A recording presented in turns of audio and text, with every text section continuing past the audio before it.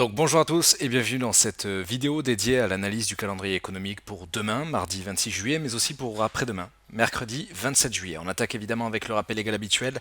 XTB France informe les participants que la présentation à venir et les informations qui vont être dispensées ne constituent pas en aucune manière une sollicitation ou une incitation à acheter ou vendre des produits financiers.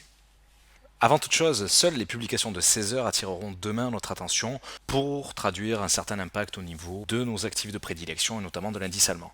En effet, en plein milieu du live trading, demain nous découvrirons les nouvelles ventes réalisées dans l'immobilier américain pour le mois de juin ainsi que les indicateurs de confiance du consommateur américain diffusés par le Conference Board à la même heure. Globalement, le marché table sur un léger mieux dans le cadre de la publication immobilière et sur un léger recul pour l'indicateur du Conference Board. Nous n'en attendons pas une énorme volatilité, mais malgré tout, il convient de rappeler que ce sera le seul véritable temps fort au niveau du calendrier de ce mardi.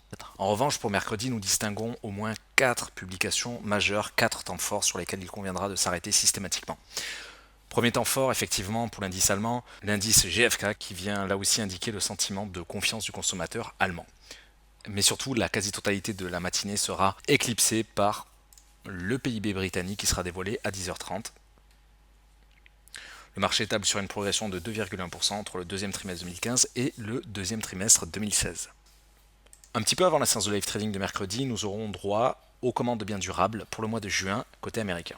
Globalement, le consensus table sur un léger mieux.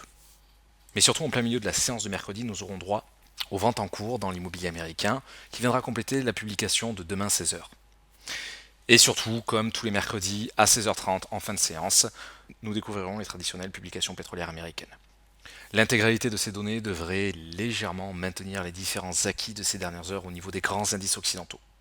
Pour autant, rappelons que nous sommes en pleine trêve estivale et que la mise à jour d'un dossier de fonds aurait très rapidement vocation à éclipser l'intégralité de ce calendrier, notamment au niveau du secteur bancaire italien ou du Brexit.